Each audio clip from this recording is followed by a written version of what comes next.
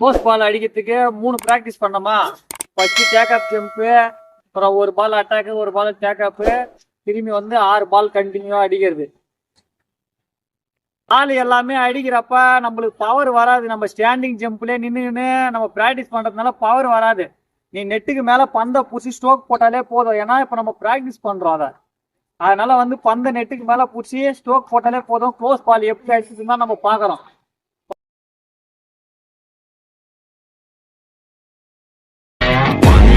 Upon a time, there lived a ghost.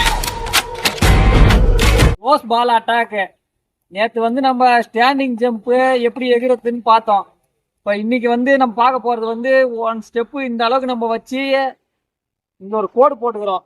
இந்த கோடுக்கு ஏற்ற மாதிரி தான் நம்ம டேக்அப் ஏற்றா தான் நம்ம க்ளோஸ் பால் போய் அடிக்க முடியும். அப்பதான் நம்ம உடம்பு அதிகமாக டிராவல் ஆகாது. நேராக போய் ஜம்ப் பண்ணி பந்தை க்ளோஸ்ல பிடிச்சி அடிக்க முடியும். இப்போ 2 ஸ்டெப்பு, 1 ஸ்டெப்பு, 2 ஸ்டெப்புன்ட்டு நம்ம மாற்றி மாற்றி டேக்அப் ஜம்ப் எடுக்கிறது. ஃபர்ஸ்ட் இங்க இருந்து ஷார்ட் பாஸ் அடிக்கிற மாதிரி 1 step take-up jump. Attack line அந்த கோடு கோட்ல இருந்து டேக்அப் ஜம்ப். அங்க 2 கோடு போடுற, ஒரு கால் ரைட் ஒரு கால் லெஃப்ட் வச்சு எகிறதுக்கு. மேல பந்து அடிச்சுட்டு நம்ம கையை இறக்குறப்ப கைய வந்து சைட்ல இப்படி இறக்குங்க, இல்ல இந்த பக்கம் இறக்குங்க. நேரா போய் நம்ம இறக்கணும்னா கேப்பதான் ஆகும். ஏன்னா பந்து க்ளோஸ்ல இருக்கிற பால் அடிக்கிறதுனால. ஜம்ப்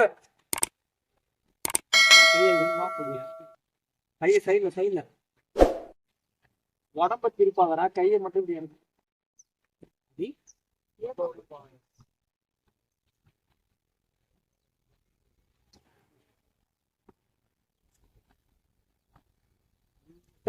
கொஞ்சம்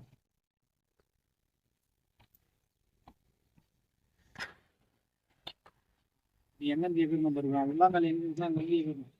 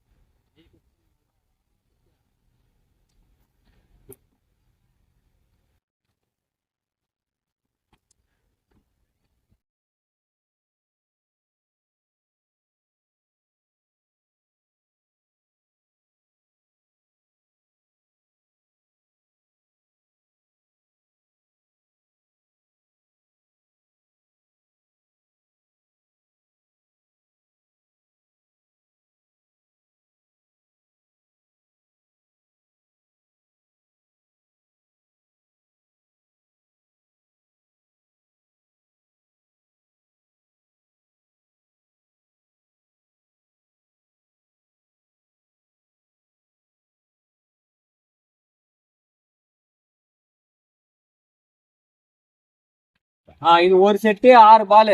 நெக்ஸ்ட் செட்டு வந்து 1 பால் அட்டாக்கு, 1 பால் டேக்அப்.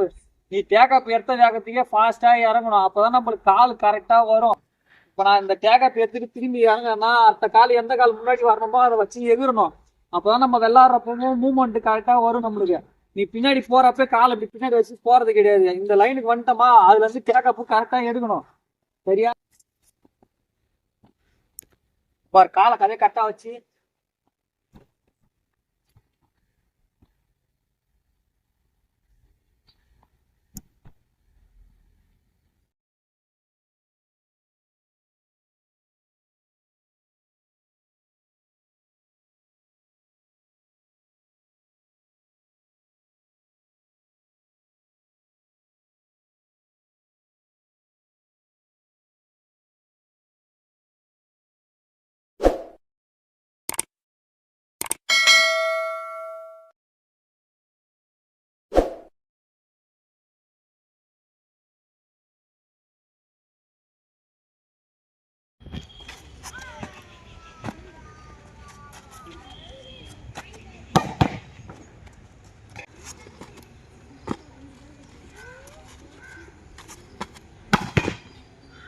கண்டினியூ 6 பால் அட்டாக். ஃபாஸ்டா இறங்கி ஃபாஸ்டா பந்தை அடிச்சுனே இருக்கு. நீங்க இறங்குற வேகத்துக்கே பந்தை எகிரி அடிக்கணும்.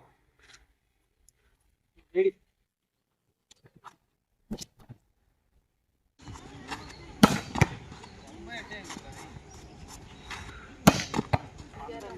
மேல புடி, கிட்ட வந்து புடி.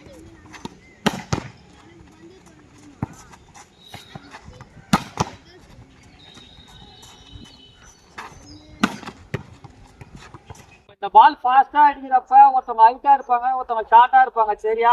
அவங்களுக்கு ஏற்ற மாதிரி தான் டேக் அப் எடுக்க முடியும் லாங் ஸ்டெப் போட்டு.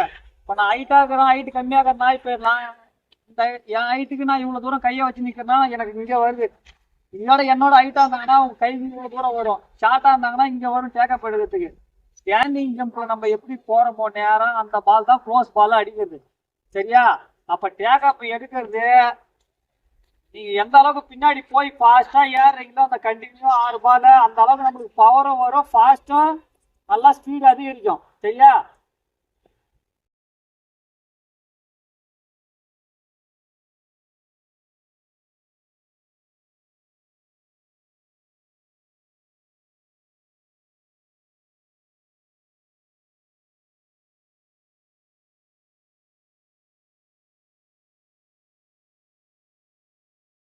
நம்ம 2 பிராக்டிஸ் பண்ண பால் ஒரு பந்து ஹைட்டு போகும், ஒரு பால் ஹைட்டு கம்மியா வரும். எல்லாத்துக்குமே நம்ம போய் அட்ஜஸ்ட் பண்ணி அடிக்கிறது.